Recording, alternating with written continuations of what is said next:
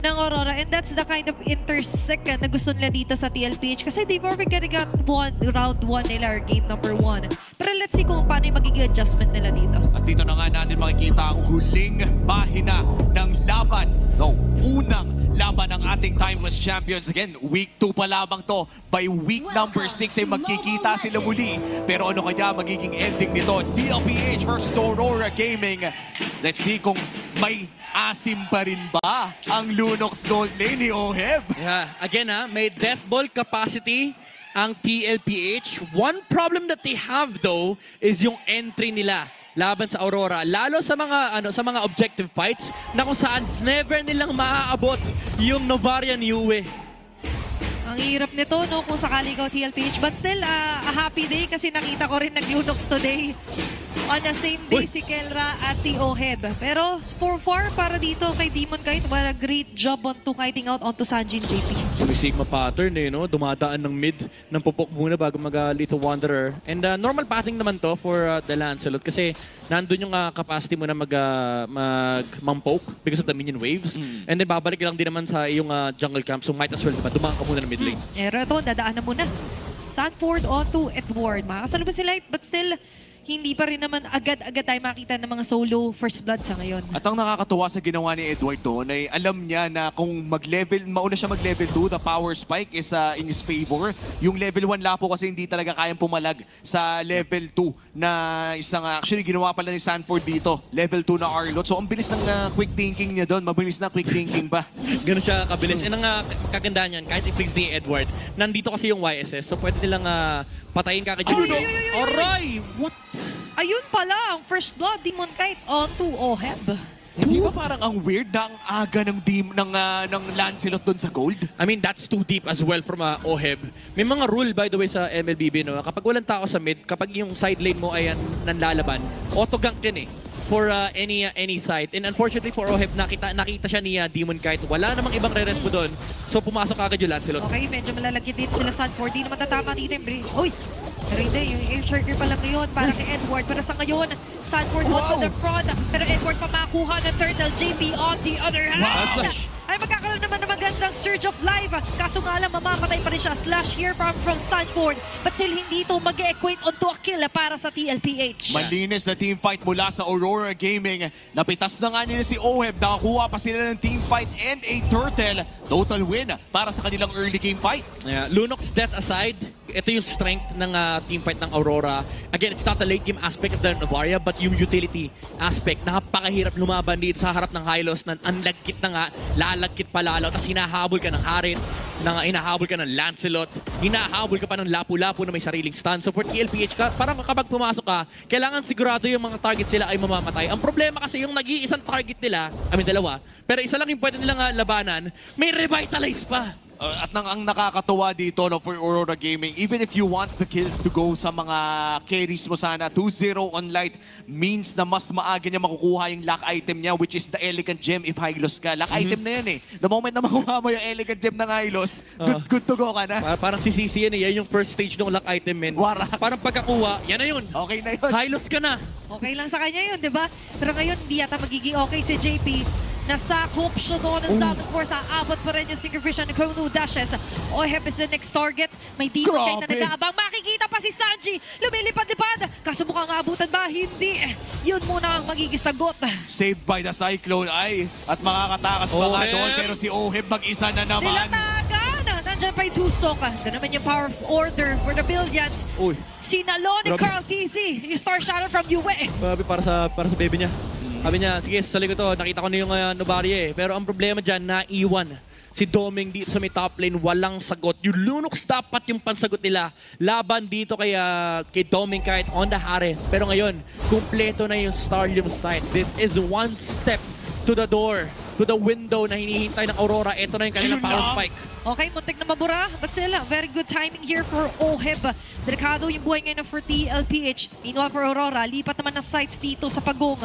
Sinisimulan, mukhang i-hold din ni Light dito yung mga bushes JP trying to find a window pero mukhang hindi yata si makalapit. Demon Kite, turtle take. Uncontested turtle para sa side ng Aurora Gaming at minamandohan na nga nila ang gold lane dito. Kita man ng side ng TLPH, wala sila masyadong magawa. Nakakaabante pa naman, Sanford in the vicinity as well. Habang tumatrabaho si Carl Tizzy sa baba. Might I just say na akala ko magkakalaban na sila dun pero hindi pa naman pala. Honestly, if you're Aurora, just take the farm. Hayaan mo lang hintayin nila yung mga turtles. If ma-outnumber yung TLPH, that's where when you go for the fight. Ngayon kita nila yung jungle sa may baba. Oh, pero si Sanford pala ma-outnumber. Nakakatakas pa rin naman. Pero ang connection nila dito ay medyo magkakaroon ng disconnection. Habang for Aurora, hindi nila bibitawan. Makakanakaw pa ng jungle camp dun. I mean, if you're Oheb, parang nakakaumay na to, no? 4-5 tao laging nasa lane mo and you're a Lunox. Anong magagawa mo kung wala kang light? Excuse me, 8 tao yung nasa lane niya kasi kasama yung kakampi niya, pati yung kalaban niya, hindi makaikot dito yung TLPH. Something na madalas silang ginagawa kayo, Oheb na pinapapansin sa middle lane. Ngayon, sinasara ng Aurora yung river ng TLPH and iniipit si Oheb sa may top lane. Sa kanya talaga nagre-revolve yung laban. Oo, may pantakas ka. Pero ano naman yung pang-atake nyo? Hindi pa rin maka-atake dito ang TLPH. Hindi sila makagalaw, men. Yung YSS lang inakakuha ng farm. Kumbaga si Oheb nakakuha ng farm kaso parang pakonsuelo na lang ng Aurora na sige, clear mo to, pakukuha naman namin yung Torre. Oh, Pero may Tsunami Slam, kukonekta dito kala Edward. Ayun! Sila ng pag-stack ng Predators. Like, Oh, Sanford! Sanford gets Sanford. Yung may mapapa-flicker out. Ito na yung bawi para sa TLPH. at ayun na nga yung ayuda mula kay Daddy JP. Nakahanap ng target, 2 ang natunaw, and suddenly TLPH cuts the lead from 3.5 to 2.5. Yeah, that's the start para sa TLPH. Kung ayaw nila sa Golden Quest, punta tayo sa mid. Hinaharangan daw nila yung river. Sige, walang tao sa mid. Dito tayo mag-setup. Nung bumalik yung Aurora, nakita nila yung barko ni Carl Tizzy. At yung barko na yun ay napakasakit talaga, no? Mas lalo na kung gitnang-gitna.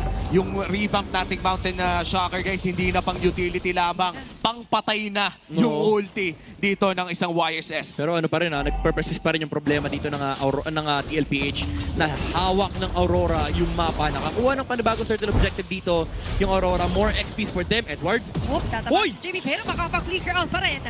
Nice stun here with Sanji's Berry. Pero sila light ngayon, ang atake pa rin. Ibinalik ni Sanford, Oh my God! Makakabawi yung ang TLPH. Pre, parang si Kuroko, si Sanford, di ko na malayan saan nanggaling. Bigla na lang napasa yung kabayo. Kaya nga eh, yung punishment ng TLPH, sobrang creative nila. Alam mo yung parang, alam nila yung ito yung ginagawa ng Aurora. Puwersahin natin to para pag ito yung ginawa nila, pag nagkamali sila, dun sila madadali. Parang nilalaro yung chess, men. Sabi ng TLPH, sige pa, pahabulin niyo yung Aurora pag medyo nanlalim na, nagamit yung Glorious Pathway. Nandiyan kasi yung final slash. So for Aurora, hindi sila pwede mag-overcommit din kasi nandun din naman yung punish ng TLPH. Kaso nakita sila dito ng Aurora. There's going to be a chase. Glorious Pathway. It's down. Diretso lang. Nilatag pa yung Asolego. Nandiyan ang Asolego. Lalaki ang First strike. dito for TLPH. Kaso nga lang sa kumba sila Wow! ng kaso nandun pa rin naman ang shoot-to-shoot sniping out dito ni US Sanford. Hindi sasapat na sustain. Doming Kite with a double kill. The stun coming in from Edward. 2 primary target yung napigilan niya. Para bang alam niya napapasok si Oheb, para bang kakampi niya dati to. Oo nga, Na pag nakakita siya ng potential turnaround, alam niya, didikit yung Lunox. And hindi rin nakahanap ng pwesto rito si Oheb. And unfortunately, medyo mistime din yung kanilang re-entry kasi hinihintay pa yung proper final slash mula kay Sanford. At nagpa-persist pa nga rin talaga yung problema, Midnight. Katulad na lamang ng sinabi mo, looking at Doming Kite right now, hindi mahawakan ng TLPH itong harit na to. As we go back to our replay, mapapanood natin ito, hatid ng Infinix. Tignan mo, Mino, maganda man yung pwesto ni Sanji, hindi pa rin nila mahawakan si Doming Kite. Kaya, ang aga nung pasok ni Oheb at hinintay niya yung final slash mula kay Sanford. Pero ang ganda rin kasi nung disiplina ng Aurora, nung hindi na nila nahuli dito yung TLPH, nag-back off na sila. Yun nga lang, nagpakita yung Lunox sa harapan and sabi ni Edward, alam ko to eh. No. Parang ginagawa niya na to dati nung magkakampi pa kami. Pamilyar, di ba? Pamilyar ang kanyang postura. Mukhang magpapakita na siya doon sa may bandang harap. Tumalan si Daddy JP, may isa sama. Kasi sa pinakalikod kinakala ni Light. Dito si Sanji. Pero may kapalit pa rin naman. Doon sa kanyang pagsayaw. Oheb tangkos na ang kanyang brightening hero doon sa may pinakalikod. Susunod pa rin si Carl Tizzy dito kay Sanford. Kaso mananali ba sila dito ng Demon Guy? Pero hindi. Makakataas siya. Pero si Sanford, aalay ang buhay niya. Diyan muna matatapos matatapos ang palitan.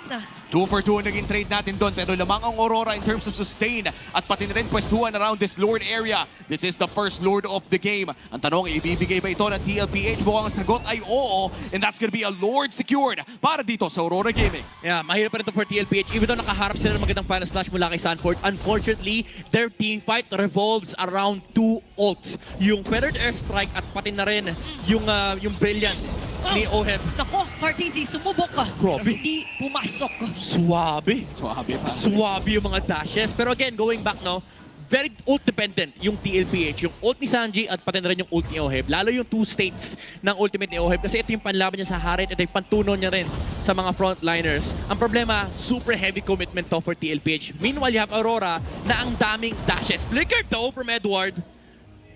And we're still looking for the power spike, no? And looking at the Infinix in-game equipment, ano bang hinihintay natin para maramdaman na yung rason kung bakit nga ba pinik ni Oheb itong Lunox na ito? I'd say Divine Glaive. Kailangan niya yung Divine Glaive. Kailangan niya mapatay si Light bago makaharap ng spacing dito si Domen Kite. Kasi ang problema niya, kaya siyang labanan ng Harith under the Zaman Force. Kahit pang baril-baril niya ng mga Chaos Assault or Chaos Bolt dito yung Harith, kaya siyang labanan eh. Hindi pa sapat yung kanyang damage output. Lalo may gap din pagdating sa gold.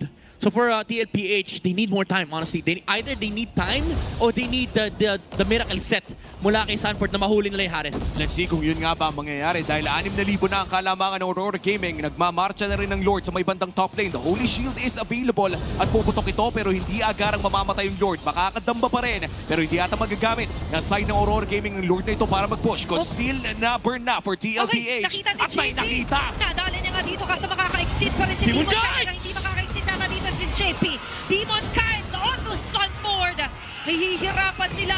Kahit si Cartesi ngayon, with this Houston Sheen, ay hirap makakuha ng angulo. Pero para sa Aurora, hindi sila nagkakagulo-gulo. Maganda pa rin yung advantage nila. Aabante, makakabasag pa kasi na Torre habang si Demon Kite busy na mag-clear off ng last bits of minion na dala-dala dito ng TLPH. That's one inhibitor turret na bumagsak sa side ng TLPH at mukhang called off na ang pag-push ng Aurora Gaming.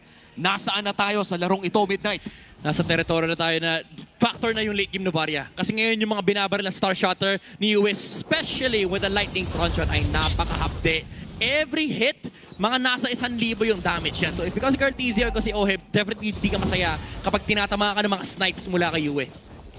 And moving on to this game, hindi na talaga pwedeng tiisin o indahin yung damage mula sa Star Shatter. And to be fair, correct me if I'm wrong, ang Ayan, ang 1,000. ang kadalasan na binibuild para ma-counter ang late game Novaria, Twilight Armor. Correct? Oo. Hindi Athena Shield ang kailangan ng TLPH ito, kundi Twilight Armor na kasi ganun nakakapal yung damage na binabato ng Star Shatter. Pero alam mo, sa totoo lang, kailangan ipahiram ni Athena yung kanyang shield kasi ang daming magic din from the side of Aurora, pati yung Harith, kailangan nilang intindihin. So I don't think the Athena shield would be enough. Maybe Radiant Armor sa mga frontliners kay Sanford at pati na rin kay JP. Kaso ang problema talaga nila dito, hindi yung mga snipes eh. Kung paano ka papasok sa teamfight kasi si Light pa lang, men, ang laking problema na may Brusco sa harap na hindi nila kaya labanan. Paano ba napapatayin yung ilaw, di ba?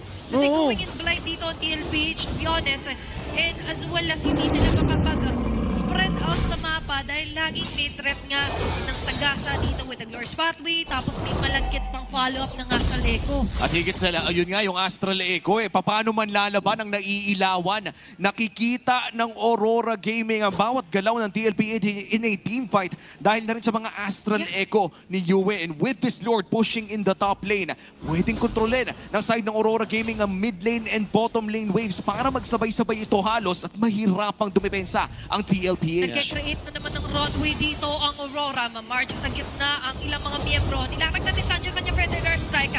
Just clearing off yung ibang waves sa dadalala ng Aurora. Pero yung Lord ngayon, ang una muna sa task para na TLPH to na win. Mapapasok pa naman yung middle lane. May Glorious Pathway na pwedeng gamitin si Light. Ayan na, lakitan. Ang gandang angulo nito. 5 silang may Astral Ring. Medyo delikado ang buhay ngayon for the Cavalry. Pero Aurora, Pathway. Part 2. Ito Aray! pag isinalubok. O ay mapipilitan. Nagamitan ng power. Ay! Edward! For sa pinaka-harap agad umabante. Kikitilin ng buhay dito na TLPH. Wait a minute, Oh, Carl! Stampede. Pero gumagawa pa rin naman paraan dito sila Carl TZ. Wala na dito si Edward. Pero 4-4 ang ating offense at Yun. depensa para sa Aray. TLPH. Perfect poke and engage mula sa Aurora Gaming pero 4v4 ang labanan na ito. Another Astraleco! Okay, 4 at naman Sanford? tatamaan ang so dito si Sanford na lumalabas. Hinagaw niya yung atensyon, hindi tatama yung Star Shatter ni Yue. Oh, no! And this is going to be a defense successful para sa TLPH pero hindi. Maaga pa yata para magsalita ng tapos kasi si Sanford ay nasisimulan na takihin, sasalubungan. Domenkay with a kill. Good defense mula sa TLPH. Carl TZ, di mo pa sumahabol pa kay Demon Kite. Okay, eto na. The Battle of the Junglers. Babalik ba? U-turn ng konti si Demon Kite. But still, iba pala yung plano dito nila JP. Iyahatid dito si Domen Kite na dali. Shutdown! JP! Kakapasok pa lang ng mga Bearman. Sabi nga nila, mga pinakamalaking ayuda ay nanggagaling sa Pasko. Pero ito, maagang padala mula kay JB. Yung pinaka-target pa na kailangan nila. TLPH, good defense in the base. Even though nakalabas si Domenkite, nandun sana yung attempted Ruby DD play ni Oheb. Hindi na ganun ka-potent by the way, Dispatch. Pero nandoon yung attempt laban sa Aurora. But Sanford, man, buying enough time to make that play for JP! Ayan naman ang ayuda. Light makakatakas. Wala, Brusco. But still, makikita pa rin natin yung maganda na synchronization here for TLPH. Makuunat eh. But here comes the hard part, Midnight. 12 seconds bago lumabas ang susunod nating Lord.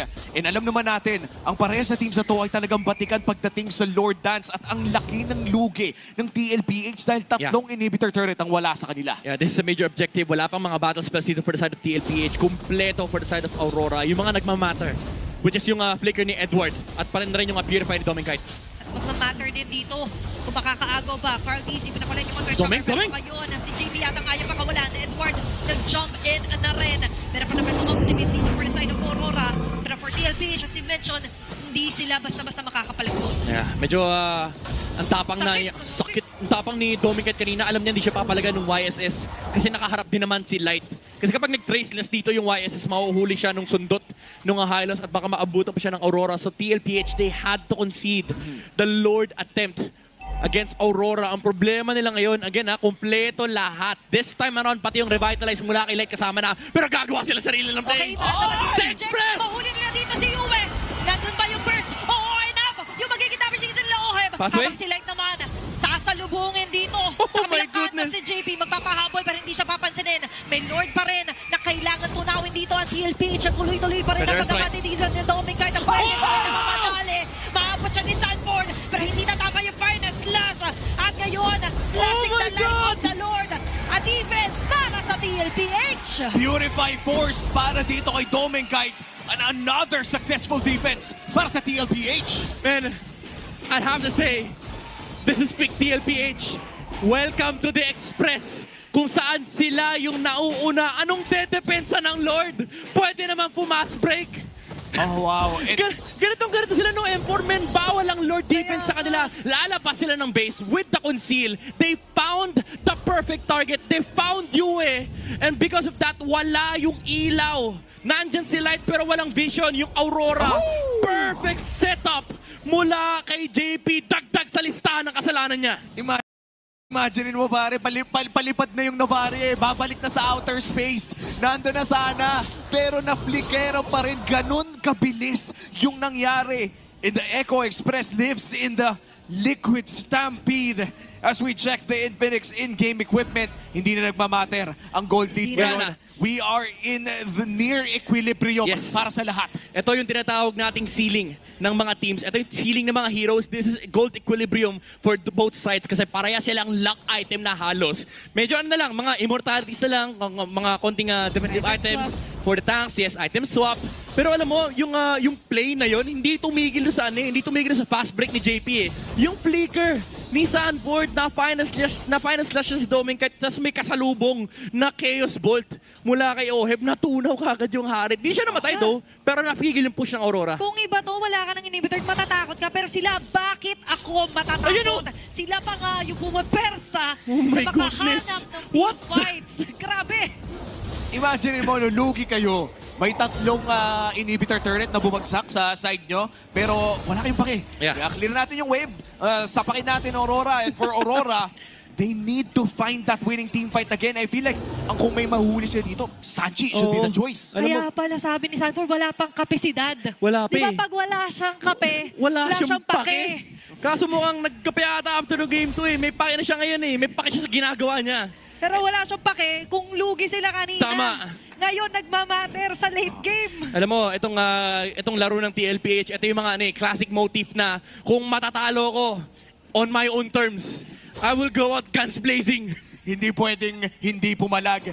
At mukhang sa sold out Green Sun Hotel, sold out MPL Arena, ay may nakikita tayong another game in the history books. Aurora Gaming, sisimulan na ang Evolved Lord na ito. A 20-minute game so far. At si JP ang nagbibigay ng mata para sa TLPH. At si Light, nandun din naman sa may bandang gilid ng Aurora Gaming. Okay, nagsisilbing mata rin dito sila Sanford and JP. Oh, mapipilitan na dumepensa. Kulang man sa ngayon ng cavalry, pero mukhang ayaw at walang balak pa rin. Nabitawan na to nila JP na nag-conceal play. Light ang kanilang madadali abutan. Wala na immortality.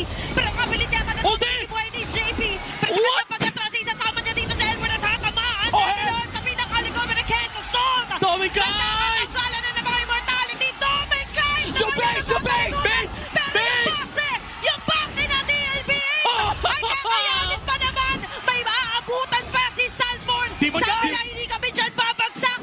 Kung meron ba kami pababagsakin, kayo ay yun! Pero hindi rin papayag ang Aurora. Ang dami mga pangyayari. Absolute cinema para dito sa game number 3! 30 segundos para kay Domingkite. Sanford kailangan dumepensa. Hindi pa naman i-endgame trigger ng Aurora Gaming pero sisimulan na nila itong Evolved Lord na ito. Ang daming kailangan linisin ng TLPH. Pero pahinga na muna ang call ng parehas ng teams. Malapit na matapos ang housekeeping ni Sanford. Pero ang kailangan lang naman sa Lord ay yung dalawang jungle. Nandito si Carteezy for TLPH. Light though, wala na siya immortality. Pwede mag-turn yung magkabilang side. Unang mainip dito sa Lord na to for sure. Matatalo. 15 seconds para kay Daddy JP. Domingkite, malapit na rin mabuhay. Hino-hold pa rin ito ng Aurora Gaming. This is a 4v4 matchup. Sanji, with a better dare strike, nalatagan na. Kaso na-flicker Oh, the na siya bait! dito. The bait! Kaso, Wala nandito boys, Demon yung Kite! bait. Demon Kite is out. Pero meron pa rin iniisip na minion wave doon si Sanford. Pero sumukang kailangan na siya dito. Sakla siya nagbabadyang mangyayari. Oh my For goodness. Aurora, hindi nila bibitawan yung posisyon nila. And another reset para dito sa Lord na ito. At kailangan muna mag-housekeeping dito ng TLPH. Welcome to Filipino Lord Dance Pilipinas. Ganito ang Lord sa bansang ito. Hindi walang kung sino mananalo. Bumili na ng Rapid Boot si Timon kahit makabalik lang ng Lord area. And this is Filipino MLBB at its highest. Aurora Gaming, magandang pwesto around that Lord area at kailangan pa nga rin dumepensa ng TLPH dito. In terms of information, wala masyadong bigayan. Ang mga nakikita lamang sa mapa ngayon, si Domingkite, hindi na ulit kita. Di nila alam kung nasaan si Sanji, kaya hindi rin pwede mag-lock in ang Aurora dito sa Lord na ito. Kailangan lang i-delay ng TLPH up until makita ni Sanji yung wave na papasok sa taas. Aurora, di pa sila gumagawa ng move hanggat hindi nila nakikita kung sino yung dedepensa sa top lane. Si JP nakita, a very nice check here for Aurora. Pero tulad nga sa mga nag-aantay Vision? pa rin tayo. Nandun yung vision galing dito kay Carl TZ. Pero kiting around the map dito si Sanford. Madadali na si Laila. Laila naging Lord Spagway pero hindi magiging JP, glorious. JP! JP! JP! Makapunta naman din ito si US. A very nice pick-up here para sa TLPH. Lahat ay nagwawala na. Ramdam na ramdam yung emosyon. At ngayon, ang Demon Kite? sugal para kay Demon Kite. Napapaligiran. Yung Lord ngayon ay balak tapusin na makukuha nila Carl TZ. Demon Kite is the next target. Oheb! Flicker in. And the chaos assault here for Oheb. Sanji! It's the wings by wings with Sanji. Pero aawat muna sila sa habulan. Lagpas 7,000 na ang hawak ng Aurora Gaming kanina. Pero after a series of miracle defenses mula sa TLPH ay umabot na tayo sa 23-minute game kung saan comeback naman ng TLPH ang ating nakikita. Men, kung may doubters pa rin sa JP at this point, you can quell your questions. This guy, probably in his current game, is the smartest guy in this arena. Yung conceal lakad sa harap, hindi makaabante. Yung Aurora, naiwan si Light, tsaka si Edward sa unahan. Tapos after ng conceal, tsaka siya nag-U-turn kay Yue. Oh, ayan na naman. Yung conceal ni JP. Oo. He's a very, sabihin natin, eyesore or headache para dito sa Aurora. Men, 2 beses ng dumepensa ng napakahirap ang TLPH. And this time for Aurora, sila naman ang kailangan dumepensa. Oh my goodness. Ganitong-ganito yung highlights niya ng MEC, men. Yung mga 200 IQ plays. Saan ka makakita ng magko-conceal at maglalakad sa unahan ng kalaban? Tinakot niya lang. Parang bawal ka pumasok habang pinapatay ng TLPH yung kabayo ng Aurora. And ngayon, ganun din yung attempt na kanina. Conceal papunta sa harap eh. And ito Evolved Lord na ito, napakahirap i-clear. But the Purify is available para kay Dominic Kite. And that's one inhibitor turned down. Hindi na namamansin ang Lord na ito. Kailangan tunawin if you are Aurora Gaming. And medyo mahirap gawin kapag nandyan ang 5 ng TLPH. Nalatag naman dito ang Asol Echo. Too early. Nandito ang 5 na miyembro ng Cavalry na ngayon. Ito na naman yung sinasabi natin na very powerful tsunami sa laman ng gagaling dito kay JP. Kaso nga lang yung powerful move niya ay Saji! makukontra sila dito sa may pinakalikod na Demon Demon Kite na maabot. O, kukontrahin nyo, pero kaya nyo ba pabagsakin? Ang sagot ay oo. Demon Kite is down. A shutdown for Mid lane, mid Oheb. lane. One man is down for Aurora. Aray! Habang dito sa may bandang mid lane naman, ang magiging opensa para sa TLPH. Oh no, hindi It's bata. going to be a chase. Pwede silang kabulin, pwede madali. Madadali sila doon. Sanford! Shot magagaling kay US, Sanford, and onto the members of Aurora. Habang si Imo? Oheb, pati si JP naman may sariling laban na nila. Oh, dahil! Dahil nandiyan ang gagana. Yung sustain, yung pinakamatapang galing dito sa Aurora. Cartesi ngayon susubukan tumakas pero mamandohan na dito ni Light. And from downtown, nakadepensa ang Aurora Gaming under US performance. Oh my goodness, the early ulti was too early. Pero when it mattered, it came at the right time. The snipe mula kay Yue para pabagsakin si Sanjit pa rin na rin si Oheb. Nawala yung immortality ng Lunox. Now, they're up in numbers for Aurora. At lamang pa rin ang mga inhibitor turrets para sa Aurora. Hindi nila kailangan hintahin yung top lane na yan. 5 seconds para kay Demon Kite pero 2v3 ang ating mapapanood sa mid lane. Okay, pakakawalan na rin yung Mother Shocker dito para kay Okay. Cartesi. Pero dalawa yung inilatag, yung carpet, Wow. pati na rin yung Asal Echo. Lumalabang, pumapalagpalan sa Sanford. Pero makakaroon. Oh my goodness! Ang minimum dito para sa Aurora. Grabe ka naman No Sanford. way. Pero mas grabe yata magiging offense ng Aurora as they lock their sights on the base. Oh. And Aurora will seize the win. Kamunti ka nang mabaliktad ng DLPH ang kwento ng Game 2. Pero hindi papayag ang side ng Aurora Gaming. Spectacular performance.